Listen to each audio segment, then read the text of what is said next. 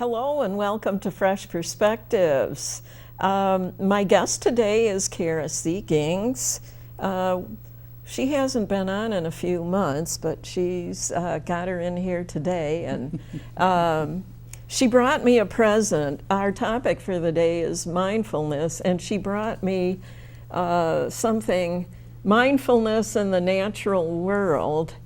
And it's amazing how much she knows about me without me having ever told her, because part of what's in here is a journal, and I do journal writing a lot, so that works out well for me. Thank you for coming on. Well, and it's always my pleasure. And thank you for the nice gift. Well, and so often when we talk about mindfulness, we talk about it, but that's what we do. We don't enact it. We don't bring it into our lives. Again, forgive me, folks. I have a cough. I am not ill. I just have a cough. She knows because she's been testing herself every day this week. Yes. When we talk mindfulness, most of us spend a lot of time in the world of coulda, shoulda, woulda. Mm-hmm. Now, I'm not suggesting we don't reflect or shouldn't reflect on what's going on in our lives. Of course we should. But most of us don't reflect. We perseverate. We get stuck right into the I should have, why didn't I, how come, what if I'd have done this. Instead of reflecting, we target right in on the little flaws we might have committed. Like the things, you know, it's funny, the tricks that my mind plays on me, like it will keep bringing up things that I should have done differently years ago, when what I really need to be doing is taking care of what's going on in my life right now. And what it is I will remember where I insisted on doing something, even though I probably could have gotten away without doing it at that particular time. And I could have saved myself a lot of work. You know, sometimes I've put more time and energy into doing chores that I probably shouldn't have even bothered with, because at that time, I was too young and immature to realize that it didn't really matter, you know, and I could have made life a lot easier for myself. Well, and when we see people who, we all know that friend who's a drama mama, okay? Mm-hmm, she or he, it doesn't have to just be she or he, no matter what, everything is a major eruption. Everything is exploding. They catastrophize everything. Again, what changes? What changes when you do that? Nothing. Exactly. And most of us have busy enough lives, okay, that we don't need to invest energy into things that really, as you just said, really don't make any difference, okay? So instead of being aware of exactly what is happening right now, we're somewhere else. We're caught in something else. We're trapped. We've all been at that speaker or event that is enough to just make you wish you were dead. You know, we've all been there. We've had this person who just drones on and on and on. Mm-hmm. So, and then our mind wanders. Mm-hmm. That's understandable, okay? But mostly we mind wander all the time. I often find myself, if I didn't clearly hear what someone said or clearly understand what they expect, the problem is not how they told me. The problem is how I didn't hear all of it. Because I was off, as my father would have told you, daisy gathering somewhere. Well, you know, sometimes when people are going on and on about their problems and things, your mind does wander because because you're getting bored and you don't really want to listen to it. The people that are, when people are complaining and acting worried and everything, there's a certain, I don't know, I think there's some sort of a vibration or something that they put out that you don't feel good when you're around them, and after they're gone, after they're not around you anymore, you feel really tired and drained. Because you're worn from it. Right, worn right. out. Even though it wasn't hard physical labor or anything. Many times emotional labor is much more taxing than actually digging with a shovel. Right, right. One of the things that when you were saying about people unloading their stuff, their problems, one of the things that often is helpful, and I learned this from a friend who learned this from, if you've ever seen the TV show, New Amsterdam. It's a medical-based show. No, I guess I haven't. Well, one of the main characters on it, his slogan line, I suppose, is, "How can I help?" And my friend uses that line when someone is on a roll about everything that's wrong and how they're, misused and abused, and how everybody is against them and it's always everybody else's fault and there's nothing decent in their world. My friend will stop the conversation and say, "And how can I help?" And then what does the person do? Mostly they're caught so unaware they do nothing. The topic changes, or sometimes someone will have a specific, "How can I help?" Do you think that maybe the people that are going on and on like that before she says, "How can I help you?" Do you think they really want No. help? They want to have their problems so My that friend they can. does it just to discontinue the conversation. Yeah. Often when people are wallowing, I use the term wallowing, and I've done it myself, when I'm wallowing in something that I can't possibly resolve, right then, in that space and time, I remind myself that when piglets wallow in the mud gets deeper. Yeah. It doesn't get reduced. It doesn't get less. No, it doesn't get more clear. No. So when I'm wallowing, I'm in effect doing the same thing. How much muddier can I make this? How much more confusing? How many more little chaotic twists and turns can I add into what is already chaotic twists and turns? And that will sometimes back me off from doing that. I'm a firm believer too that if you don't have direct impact, probably you should back out. Because I can't change something that happened to you 5 years ago, unless it happened with me, and then I could perhaps make amends if it was something I felt at fault for. But I can express sympathy. I'm sorry that happened. I can express empathy, but I would be very careful about that empathy. I know how you feel. Boy, you better know how I feel if you're using those words. And realistically, nobody really knows how we feel. No. You and I could have the exact same experience and mindfully perceive it very differently. And both be right. Mindfulness is not about being right or wrong. This morning on my way here, I passed 2 deer standing together. At the side of the road. Yes, of course. I could see them, so I knew they were there. One of the deer chose to cross the road. Oh, okay. The other one chose not to. Okay.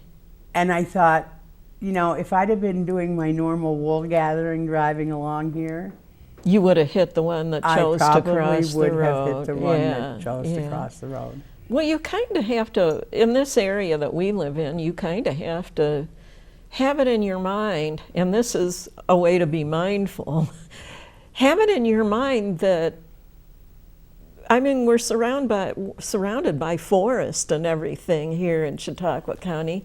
You just about have to be mindful all the time, every moment, that a deer could pop out from behind some brush and go across the road in front of you. Absolutely. Or any other sentient being, small animal kind of thing. But that is all part of mindfulness. It's being aware of your surroundings. One of my granddaughters said to me once, I don't drive with the radio on. Because, if I'm alone, but if I'm with someone, because I feel like I'm screaming over the radio the whole time. Oh, yeah, yeah. And so to have a conversation, but I also, when I'm alone, try to keep it really low so that I am paying attention, I am being mindful. That's really what mindfulness is. It's about paying attention. It's about knowing what is in your surroundings, how you feel about what is in your surroundings, and how you are reacting to it. You know, I always say when it comes to stress, for example, stress is not about what happens to us, it's about how we perceive it, how we react to it. Yeah. To be mindful doesn't require that you spend every single minute focused. We would drive ourselves crazy. There is formal mindfulness, people who meditate. Oh, yeah. People who do yoga practice formal mindfulness. Oh, yeah. Qigong, any of these slower arts. Speaking of Qigong, I woke up on Mother's Day with some really nasty low back pain. You know, right above my left hip. I mean, I couldn't even squat down or anything, you know. And all I could do for exercise for that day and the next day was go for walks. But then the third day, I started doing these Qigong exercises that I like to do. And, you know, every day once I started those, throughout the rest of the week, I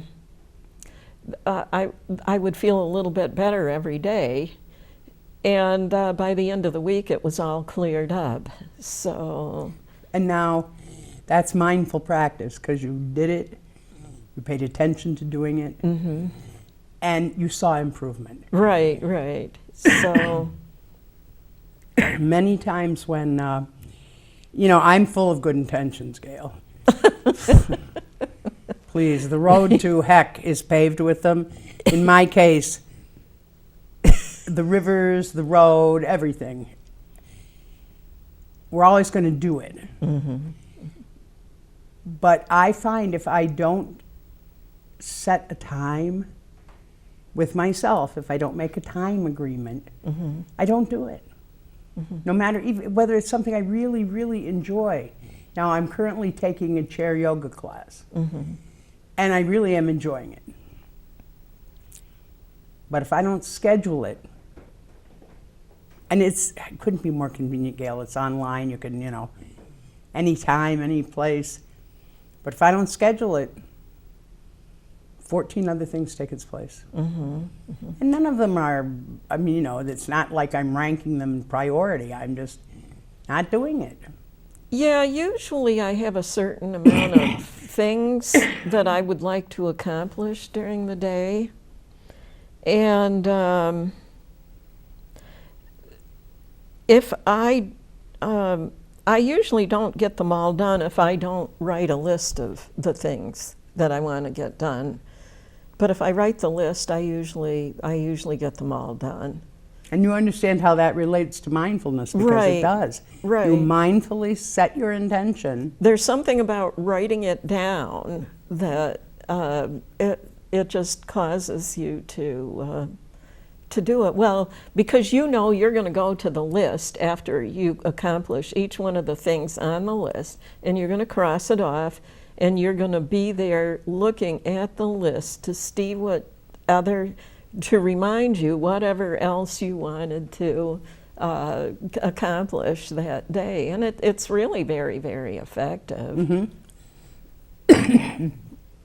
The other thing we often see is people will make a plan for a week. That's kind of hard to pull off. Is a whole week's worth, you know. Well, I was kind of chuckling when Doc Hamill was saying that he puts together a week plan. Mm-hmm. Stuff will come up, won't it? And by the end of the week, it doesn't look anything like what he intended. Yeah, well, like I was telling you before we came on the air here, that an uncle of mine passed away a couple of days ago, and I'm having to rearrange my schedule for Monday and Tuesday on account of that, because I knew what I was going to be doing those 2 days. So now I've had to go and change things. So. And again, that's part of being flexible, which is another survival tool. Yes. Sometimes you have to. Sometimes you cannot go along with what you planned on doing. So. Oh, if I'd realized I was going to be this coffee, Gail, we'd have changed our schedule. I'm so sorry, folks. When we begin to think about being mindful, that's a mindfulness process. Anytime we look at our lives and say, you know, mostly we go through life's unconscious. I mean, there's an exercise in this book. This is by Anna Black. Black? Yeah, Mm-hmm. My Mindful Life. I have used this book with students regularly because it's one thing for me to say to you, be mindful. It's another thing for me to teach you what being mindful is about. Mm-hmm. I mean, we can define it and all that stuff, but the practice of mindfulness. You know, I will tell beginning meditation students, meditation is not about a posture. You know, my joke always is, if I got down on this floor in Lotus, you'd be calling Mayville Fire Department to get me back untangled, you know, and up. But I have been in situations where I had to get somebody to help me pick somebody up.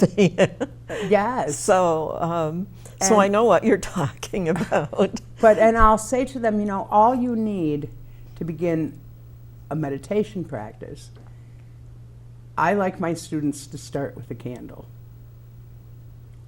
And then a timer where you set 5 or 10 minutes, you light the candle, you keep your eyes open, and you watch the dancers in the flames. And when your timer goes off, you're done. Mm-hmm. Now that seems very simplistic to many students. Well, you know, when you're meditating, it kind of helps to bring a certain calmness to the rest. Like if you meditate for half an hour every morning, it kind of, your day seems to go better. I don't know if really that might make it sound like it changes your luck, but in reality it probably it's just because things don't bother you as much. I think it focuses us. I'm a twice a day meditator, but I probably don't meditate longer than 15 minutes. But it makes me take time out to attend to right here, right now, in this present moment. It calms me.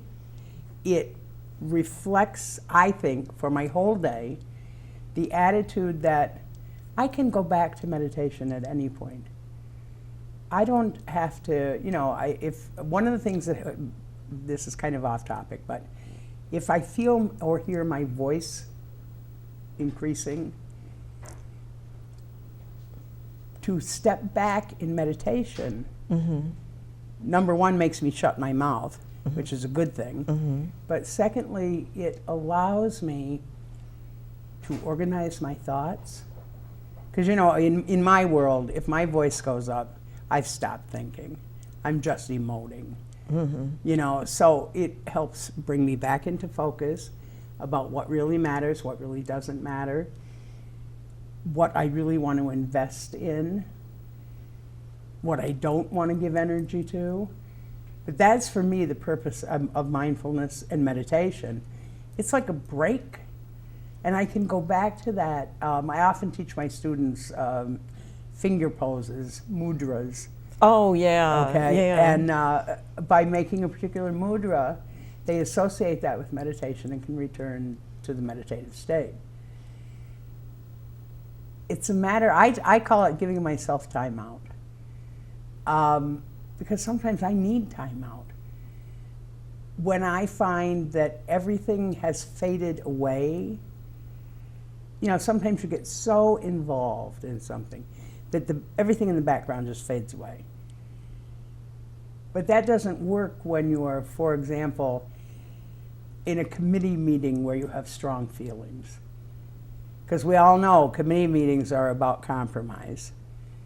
And if you come in with particularly strong feelings about it, your chances of being able to compromise get lower with each strong feeling.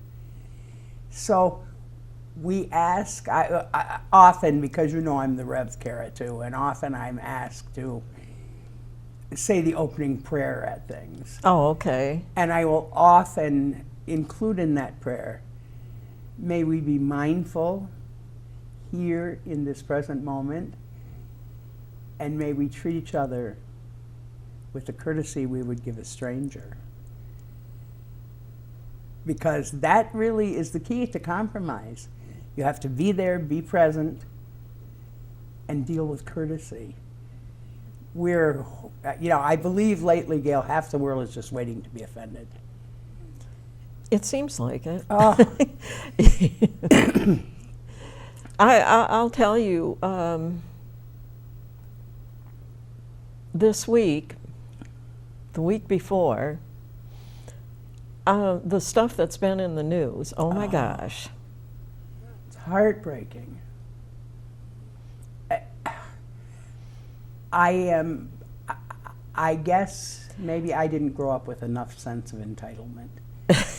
I often think that, because I have never felt, while my opinions are my opinions, I have never felt that that justified me to make them your opinions. I felt that they still were my opinions, and courtesy, decency, and kindness dictate that while I may not like yours, I'll hear them, and in a kind and courteous manner. That's the least you can do for another person. You don't have to agree.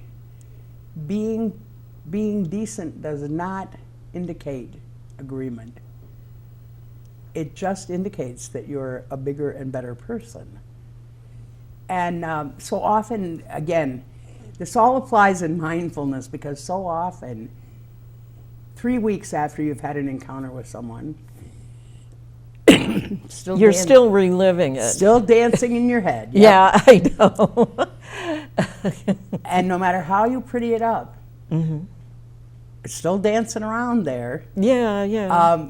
My trick for that is to create fire, okay? Create fire? Create fire.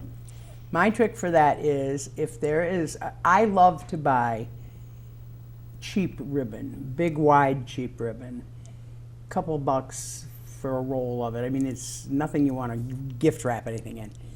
And I will write on it with Sharpie, just because that's the only thing that writes on it. And I will write out the whole issue, and I will take it out in my yard and set it on fire.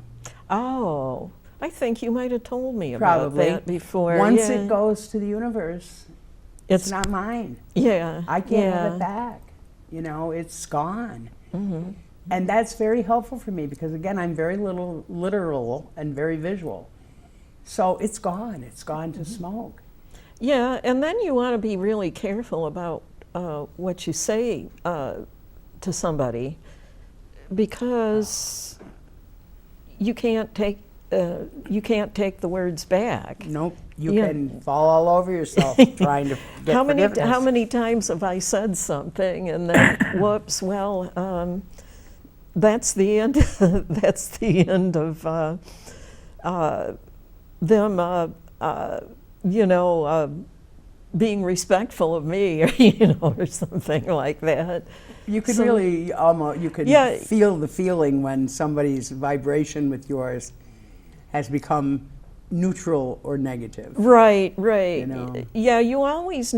I can always tell when somebody doesn't like something I've said, and then I can think, well, I wish I just hadn't bothered to say that, because just because it kind of. But then you don't really know, though. No, and I will often think, what will be the end result of this? I wish I thought it a lot more, because that would stop me from saying many things. But what will be the end result of this? What am I going for? If, most of us are motivated by personal gain, one way or the other. It doesn't have to be financial, but so what do I hope to achieve with this remark? And that's helped defer me a number of times, because if there's nothing to gain from it, and there's the least little chance that I'm going to hurt someone or offend them purposefully, then I try to remind myself to shush, because what will I gain? And what probably I will have gained is the disrespect of the other person, and cause them pain and discomfort. And then I hate groveling. When you have to make up for stuff, it's probably the one thing. I have a lot of respect for 12-step programs. They're very helpful for many people. Like the ones that Like people AA, like NA. Alcoholics Anonymous. and OA, like yeah. that. Yeah. But I have a lot of respect for them, because while they acknowledge the necessity of making amends, they also are very clear about it would have been better if you hadn't done it in the first place. Right, right. Yeah, Personal right. responsibility and accountability are important in those programs. And I think so many times I have difficulty sorting out. I might say one thing to you, who I consider my friend, and you would take it in perfectly good faith and humor, and that same comment to someone else who I'm perhaps maybe a little more disconnected from, or might really cause anger, morose, might just make people feel icky. You'll appreciate this as a vegetarian. I heard someone say once, and I really was, I have to tell you the truth, I really was offended, because I spent many years as a pescatarian. And this person said, well, they're all hippy dippies. There's not a serious bone among them. And I thought, What do you mean about vegetarians? yeah, they're all Okay, hippy dippy okay. people. Well, this person who was saying this was someone who was probably between 35 and 40. And at my ripe age of the 70 here, I thought to myself, number one, you're too young to even know what hippy dippy means. But secondly, what does that mean? And that's actually what I asked. What does that mean, hippy dippy? And she said, well, they're not very serious about things. They're not very responsible. And I thought, let me just shoot myself now. Who are you? Do you realize how, and I did tame it down, but I said to her, are you aware of how difficult it is to be a vegetarian or a vegan in our society, where everything is meat, meat, meat, meat, meat? Oh, gosh. Do you realize how difficult that is? Well, and here was her rejoinder to me. Well, every fast food place has a salad. Oh. Well, I've said this on, we have done episodes of Fresh Perspectives, or even just conversations with other people. If I say, well, I usually don't, I probably wouldn't eat at that restaurant because, and then they'll go, well, they have a salad bar. and then I'll just very nicely explain to them, well, we would like to have more than one choice on the menu. We don't want our only choice to be a salad all the time. So well, and certainly the other piece of that, there used to be a little restaurant on Millard Fillmore Drive. In the Buffalo area. No, this is in Fredonia. Oh, Fredonia. I can't. It's long gone now. Oh, okay. But I like to go there because they maintain two separate grills. Oh yeah, yeah. And two separate sets of utensils. Oh yeah, oh yeah. In my pescatarian days, I do not want a piece of fish grilled on a steak grill. No. If you take a look at most salad bars, they generally have like chicken salad or tuna salad or. There's always some sort of meat involved. And people, a lot of people don't believe that, we're getting a little off the topic. Oh yeah, that's here, all right. But, sure, so I don't care. But anyway, a lot of people don't think that poultry and fish and other seafood are meat. They don't consider it meat. But So it is. it I mean, is. when I It say is. that I was a pescatarian, that meant I ate fish and seafood. But I was well aware that I was eating outside a vegetarian regime. Right. Well, my point with all that was, she really offended me because she assumed that people who might choose a different lifestyle don't have commitment. Actually, I think we have more commitment Absolutely. than This is it's not easy. than the average person, because there's a certain percentage of people who try a vegetarian or a vegan diet, and they can't make themselves stick to it. They try it for a few weeks and then they go back to their old ways. But anybody who's been meatless for as many years as I have, and it's going on something like close to somewhere between 45 and 50 years since I quit eating meat. I quit eating meat when I was 25, and I'm going to be 73 in September. And it takes a lot of commitment to give something up and maintain that for the rest of your life. Like, I mentioned this on another episode of Fresh Perspectives, and I think it was when Colleen Vanderzijden was on the last time. Doctor's offices, at least the one that I go to for my checkups, this annual wellness thing with Medicare, and what they've been doing, and I don't know if they've just done it so they could make more money off of people or what, but every year they've been asking me, since I started Medicare, if I drank alcoholic beverages or smoked, and it's like I recently spoke this year. I spoke to somebody in the billing department, and I said, I'm going to be turning 73 years old this year. I quit. I only drank alcoholic beverages for just a few years, but I didn't like the way it made me feel, and I've never started smoking. And I said, that's not going to change. Right. I don't need to pay you $5, you people $5 every year so you can ask me if I drink or smoke. It's not going to change. I have no intention of ever starting those things. So we'll see. The woman in the building department said she'd make a note of it in my records, and we'll see how that goes the next time around. But it just seemed awfully silly that I should have to pay.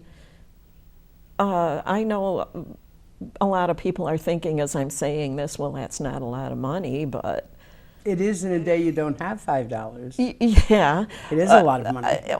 Yeah, especially since the people they're doing this with are like senior citizens. Whose incomes are very often fixed or with very little variation. Yeah, and that particular, just to ask that particular question, those particular two questions about those two things, they said it's a risk assessment is what they call it. Mm-hmm. And it doesn't make any sense for somebody who all of their adult life have not been doing it. You're not going to start doing something like that later in life, you know. I mean, that's pretty ridiculous.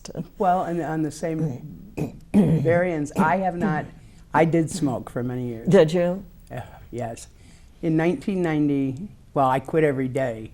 My whole life, believe me. Mm-hmm. But at one point I quit for 3 years, and another point I quit for a little over a year. In 1990, I have not smoked since. Mm-hmm. And very honestly, the reason I've not smoked since is I'm never quitting again. That's just, I'm never going back to smoking because I'm never going to put myself through having to quit again. Mm-hmm. But I realized, you know, for them to ask me if I smoke, because I had a history, that would be, you know, within the realm. But it does seem, I actually feel bad for my physician when we do the annual Medicare reassessment, because like you, I'm in that age group, and I realize that this is a paper product. It really has very little to do with you or I. It's a paper data collection product. And that's what it is. Mm-hmm. And it seems unfortunate that Medicare is willing to spend my physician's time. Now, if they were really willing to spend it on preventative care, that would be one thing. Then they'd be helping to pay for yoga or Yeah. doing some other positives. Actually, if we got something for them, from them, you know, like the yoga classes you mentioned, if they asked the question and then said, well, let us put the money towards some yoga classes for you. You know, yep. You know? You're doing these positive things, so let us reinforce it by giving you a class in something you like, or you know, for example, you might be interested in a vegetarian cookbook. I have a ton of them. Oh, you'd probably be glad to get rid of some, but I mean, you know, something that is individualized to that person and their interests. I used to, and again, we're way off the topic. Yeah, but it we doesn't really matter. are. We really are off the mindfulness topic. Well, someone did suggest to me, who watches quite faithfully Fresh Perspectives, that we should do a show called The Wise Women. The Wise Women? You and I should do I think she suggested every other month, and I suggested that was a little much.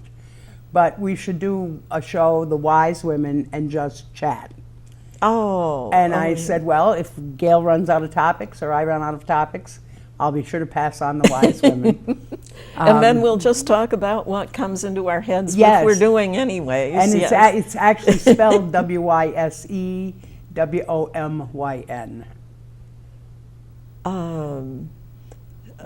Okay. Maybe I should have you repeat that. It's spelled Wise Women, WYSEWOMYN. Y. Okay, it has something to do with the letter Y. Yes. I'm being awfully dense No. here. you know. What it is it takes the gender out of it. Okay, We could okay. just as I said to her, we prefer to be called the sages. You know, she thought that was a little much. You maybe, but she thought for me that was too much. But again, one of the things I have always told this story. Many years ago, a lady, an elderly lady, who called me and said, and she was upset. She was tearful, and she said, "Cara, I don't know what to do. My doctor's hollering at me, which shouldn't happen, but regardless of that, he wants me to go out and walk 5 miles every day." Now, Gail, what I said to her was, I'd be sure to call the fire department before you left, because they're going to want to know what your route is to rescue you. Yeah. And she said, "You really think that?" I said, "Come on. Currently, you live in a senior building. You're walking is down on the elevator to get your mail. How about..." Starting out with a mile a day. Well, I said, how about walking from the building door to the street and back? And when you can do that comfortably, let's add on half a block. I mean, and later in a conversation with her physician, he said to me, "You can't baby her like that." I said, "Well, you can't motivate her with 5 miles either." Oh my gosh, 5 miles. Yeah. You know, I don't know many people who have the time to walk 5 miles and a if they have day. the time, do they have the energy? Do they have the stamina? That isn't realistic. So one of the things I've long been an advocate for in healthcare is individualized planning. What is good for Gail may not be good for me. What's good for me may not be good for some other 73-year-old woman. It needs to be individualized to the person. You know, when I teach mindfulness, I talk about how we motivate ourselves. Mostly we lie to ourselves to motivate ourselves. We do, because otherwise we'd never do a thing.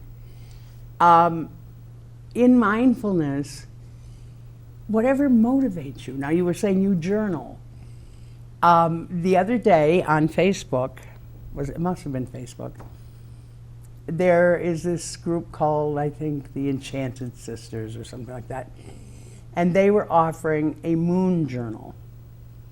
Oh, okay. Now, I have promised myself for years that I'm going to journal. I'll probably be promising myself that at 90 as well.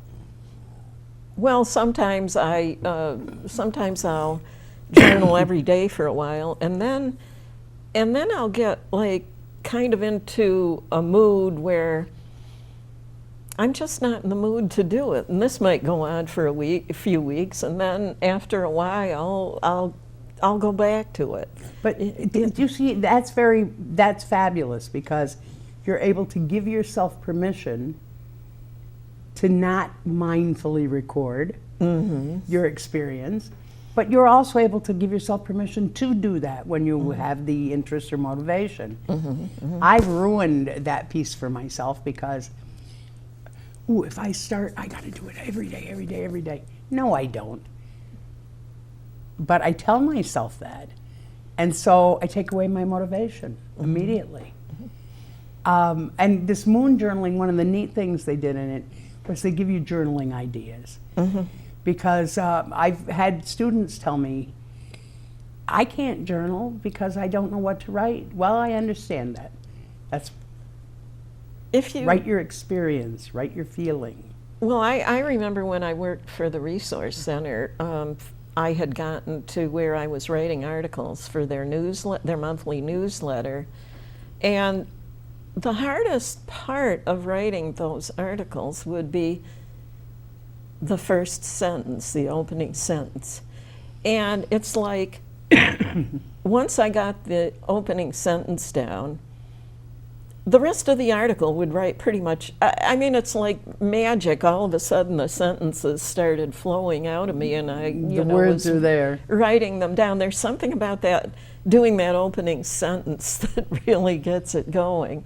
But you know, I want to mention, while we've still got a little bit of time left here, that mindfulness is something that you want to put into whatever you're doing.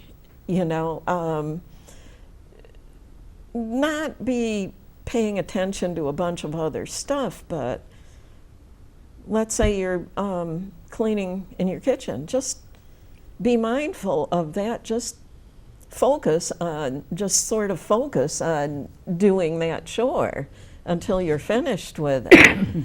So, you know, instead of, it might take less time, actually. I think it takes a lot less time to do something if you're really focused, really good on it. We're always so proud about being multitaskers. That's a terrible thing to be proud of. We are not designed to be multitaskers.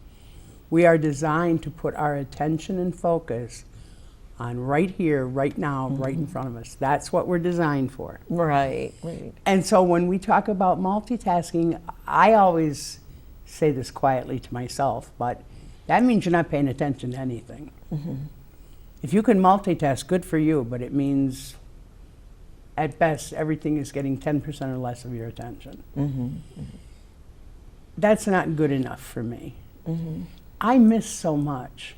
You know, there's a part of me that I'm a fiber artist. I quilt and things like that. Oh, right, yeah. And that part of me says, I'm missing the beauty. I'm missing the things I like the most, the color and the pattern flow. And if I'm not mindfully engaged, if you're mindfully engaged, the time becomes almost meditative. I know someone who can knit and do 15 other things. Okay, except then are you really attending to any of them? I can't. If I knit, I have to count stitches. Well, that opens you up for making mistakes. Absolutely. You know, if you have if you're multitasking, it puts you at risk. Well, and I think the other thing, I always feel like I'm cheating myself or someone else when I multitask. Because either I'm missing out on half of everything, or I'm making you miss out on it. And that, you know, I'm an experienced person. Are all experiences good? No. But they're all necessary to make me who I am. Some I learn what I don't want to be, and some I learn exactly what I do want to be, and some are just out there in the ozone. But wherever they are, it does make us who we are. It does. I think mindfulness helps us say, I don't have to be anything else. I'm okay with who I am. And you know, particularly women, Gail, for years we beat ourselves, years and years and years. I know. About how we were less and society did its share of beating us as well. That's not so. But we still believe it in many ways. I heard someone the other day say, well, I'm just a woman. And this was someone who's in healthcare, which is, as we well know, predominantly female. And I'm teaching a CNA class as well as teaching LPNs. And this is one of the CNA students, and she said, well, I suppose I shouldn't expect anything different because I'm just a woman. I said, really? Now, didn't I hear you say you have children? And she said, yes. And I said, and you're working? Yes. And you're going to school? Yes. And I don't assume I would need a bulldozer to get in your front door. No, she keeps it up fairly well. And I said, you're cooking meals and you're, you know, yes. It sounds like she's putting in a full day's work. I said to her, and you're just a woman. You sound pretty confident to me, you know. You sound like you're really making a difference not only in your family's life, but in your own life. You're not just a anything. No. Well, you know, I remember one time, oh gosh, I was at a yard sale that was right here in the neighborhood that the television studio is in. I was at a yard sale, and somebody recognized me as being from Fresh Perspectives. And I said, she was being very complimentary about it, and I said, well, who are you? And she says, oh, I'm nobody important. You made my day. How could you be nobody important? Yeah. It's like, yes, you are somebody important. There must be something that you are doing, that you're accomplishing, just because you're not on television. Doesn't make you less. No, it doesn't. Actually, in some cases, Gail, I think it makes them more. You work very hard at lining your guests up and that kind of thing. So, but most of the time, when I'm not actually here doing an interview, or I'm not busy trying to find somebody and get the schedule to work out and everything, which has been a problem for something I'm trying to line up here in a few weeks. And unfortunately, we're right into summer, so that's going to make it worse. So, but anyways, it's just most of the time, somebody who's on a television doing interviews, most of the time they're going about their daily lives, not even thinking about the fact that they're on television. So, it's funny though. People who are on television realize that they are not really that different from everybody else. I know. I bet you got up this morning and turned off the alarm. I did. I bet you I got up this morning and turned off the alarm. Most days, if I set the alarm, I don't set it on days that I don't have to go anywhere, but I set it on days when I have to be somewhere in the morning to make sure I get up on time, so I have time to get ready to go. And usually the act of setting it will cause me to wake up before the alarm goes off, and I can turn it off, and so that it doesn't, annoy anybody else. And but this morning, actually, I was asleep when it went off. So,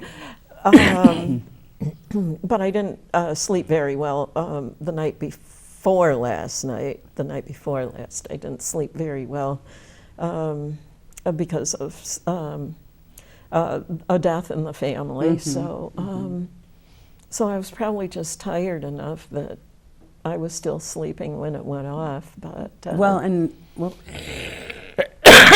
excuse me. Jeez. That's a very normal, everyday task in many households. Is turning the alarm clock off. Absolutely. So, and I mean, most of us do all kinds of, I'm sure you buy groceries, you do all kinds of normal things in your life. So many people, and it does seem to be more women, but perhaps just because I'm more conscious of the female agenda, diminish themselves with very limited or stinkin' thinking, as my students call it, about who they are and their value. I've gotten to the point in my life where I don't discuss self-esteem anymore because I don't think it's self-esteem, I think it's value. I think we have quit valuing ourselves. We as a world, we have quit valuing the individual and the greater good. Right. It's not, with some of these things you hear, horrible, nasty things you hear about on the news that some people are doing, it's like, it's all about me, but not what can I do to serve humanity. No, it's all about me, who's a hurt, frightened, diminished human being who only by interjecting fear, that's a power play. all of what we've seen in the deaths, et cetera, those are power plays from desperate people. It's too bad we don't see that trend happening and try to intervene in it, because by the time they reach the point of actually leveling a gun at someone or a weapon, it's almost too late to try to correct that fear. Again, we do things out of two motivations, love and fear. And I can see even in our personal lives, we're motivated by love or fear. I have to assume that's fear motivating them, whether it's hate-based fear or it's fear. And what a terrible place to be in a world that is as educated and as progressive as our world is. You'd like to think, and again, I realize I'm a little Pollyanna-ish about this, but I'd like to think that we left those things behind. But obviously we didn't. No, You no. know. It seems to get passed on Oh, from generation to generation, and yeah. and as it gets passed on, it grows. Well, and I remind folks all the time, our children are what they learn. But they learn it not only from the school system, they learn it at home. If home doesn't value education or for lack of a better term, moral behavior, where would the child learn it? You know, So then they go online. and find all kinds of, again, it's that famous old, just because it's online does not make it true. No, I know. You know, there's more hate and scare stuff out there and available. And again, a lot of parents feel that monitoring their children's online activity is invading their privacy. My children clearly understand you don't get any privacy till you're 18. You know? No, I'm never going to be your friend. I'm always going to be your parent. And I understand folks have very, very significant feelings about it, but I always wanted to know what my children were involved in and doing and what I needed to intervene or stop or whatever. If you abdicate your role as a parent, you cannot expect the school system to take it over. Oh, no, no. You know? No.